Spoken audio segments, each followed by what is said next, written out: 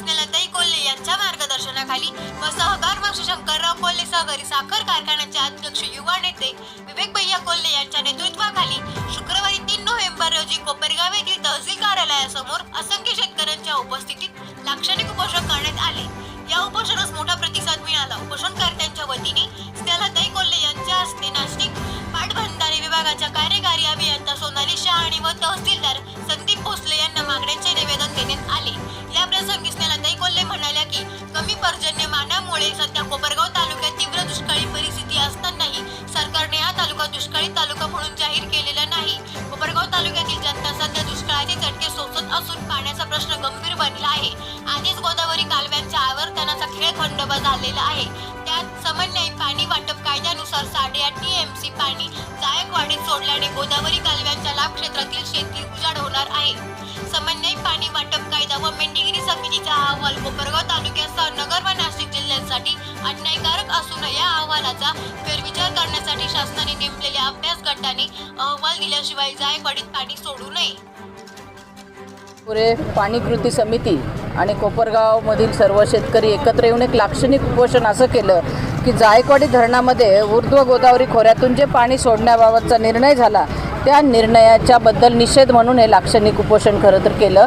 आणि मेंढीगिरी समितीने जो समन्वयी कायदा केला, खरं तर आता तो दर 5 वर्षांनी त्याच्यामध्ये फेरबदल व्हायला पाहिजे, पण तत्कालीन परिस्थितीत जो कायदा केला त्याच जुन्या कायद्यावर आजची परिस्थिती बघून तो निर्णय घेण्याचं शासनाने ठरवलं, पण त्या निर्णयाला स्थगिती द्यावी आणि पुन्हा जो जायकवाडीमध्ये जो 26 TMCचा मृतसाठा आहे त्याच्यातूनच 5 TMC पाणी दुष्काळ परिस्थिती आहे म्हणून तिथे वापरासाठी द्यावं आणि कुठल्याही परिस्थितीमध्ये आमच्या गोदावरी खोऱ्यातलं पाणी हे जायकवाडीला सोडू नये।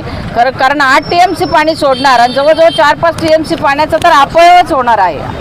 अपव्यय पाण्याचा होणार, बाष्पीभवन होणार आणि अशा पद्धतीने जर का हे दुष्काळाच्या परिस्थितीत इथून पाणी जर का सोडण्याचा निर्णय झाला तर तो दुर्दैवाने शेतकऱ्यांच्या हिताचा नसणार आहे।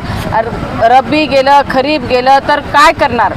अशी परिस्थिती म्हणजे पिण्याचंही पाणी नाही, पशुधनही नाही राहणार आणि दुर्दैवाने पुढं काहीच भविष्य दिसणार नाही अशी परिस्थिती आहे। आणि म्हणून यासाठी आपण इथे ज्या एक्झिक्युटिव्ह इंजिनियर आहे शहाणे मॅडम आहेत त्यांना त्याही सगळ्या ज्यांनी आपलं हे लाक्षणिक उपोषण केलं त्या उपोषणकर्त्यांनी जे म्हणणं मांडलं ते त्यांनी व्यवस्थितरित्या ऐकून घेतलं आणि मागण्यांचं निवेदन आम्ही त्यांना आणि तहसीलदार साहेबांना दिलेलं आहे आणि म्हणून शासनाने याचा फेरविचार करावा। सरकारकडे याबद्दल आपण पाठपुरावा काही केला आहे का? हो, पाठपुरावा सरकारकडे केलेला आहे, कारण मुळात कायदाच अन्यायी आहे आणि दर 5 वर्षांनी खरं तर कायद्यावर विचार व्हायला पाहिजे, परंतु तसं न होता त्याच कायद्याच्या हिशोबाने चाललेला आहे आणि त्याच्यामुळं म्हणजे जायकवाडीतला साठा किती, मृतसाठा किती, बॅकवॉटरचं पाणी कशा पद्धतीने वाया चाललं त्याचा हिशोब नाही।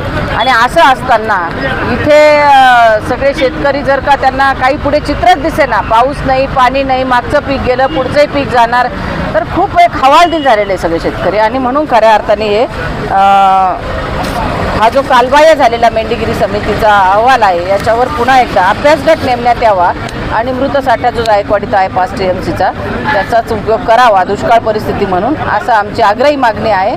आणि बाकी कॅनॉल दुरुस्ती वगैरे ह्याचा सुद्धा विचार करावा असं मी मॅडमशी बोलले।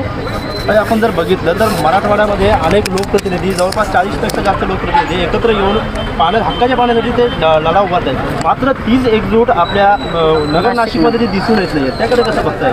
नगर नाशिकमध्ये एकजुटीच व्हायलाच पाहिजे। पाण्याचा प्रश्न हा जिव्हाळ्याचा प्रश्न आहे। नाशिक भागात बागा आहे, इकडे आपल्याकडं सगळे शेतकरी आहे, ऊस घेणारे, ऊसावर कारखाने अवलंबून आहे आणि कारखान्यावर सगळी बाजारपेठ अवलंबून आहे। सगळा हा बळीराजा पोशिंदा हा जगला पाहिजे।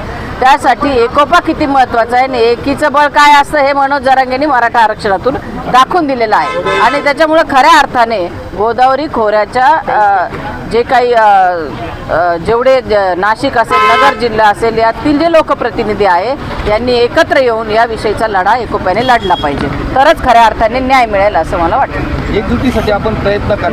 निश्चित प्रयत्न सुरू झालेले आहे, प्रत्येकाशी बोलणं सुरू झालेलं आहे आणि या संदर्भातली मीटिंगसुद्धा घेईल आणि शहाणे मॅडमचाही आता नव्याने त्यांची नियुक्ती झाली, पण त्यांनी अतिशय व्यवस्थितरित्या हा प्रश्न हाताळायचं ठरवलं आहे. त्यांच्यासोबत मला जर का CM DCM साहेबांकडे जरी काही आपल्या विभागाचं म्हणणं शेतकऱ्यांचं मांडायला जाता आलं तर मी निश्चितच जाणार आहे. ताई आपण जी गोदावरी खोरे पाणी कृती समितीच्या अनुषंगाने हे जे लाक्षणिक उपोषण झालं त्याच्यामध्ये ताईंनी मला जे काय सगळ्यांच्या वतीने जे निवेदन दिलेलं आहे त्याचं निश्चितच मी माझ्या वरिष्ठ स्तरावर याचं पत्रव्यवहार करेल आणि याची पूर्णपणे जाण आणि सगळ्या लोकांचं जे काही म्हणणं आहे वरिष्ठ स्तरावर योग्य रीतीने मांडेल.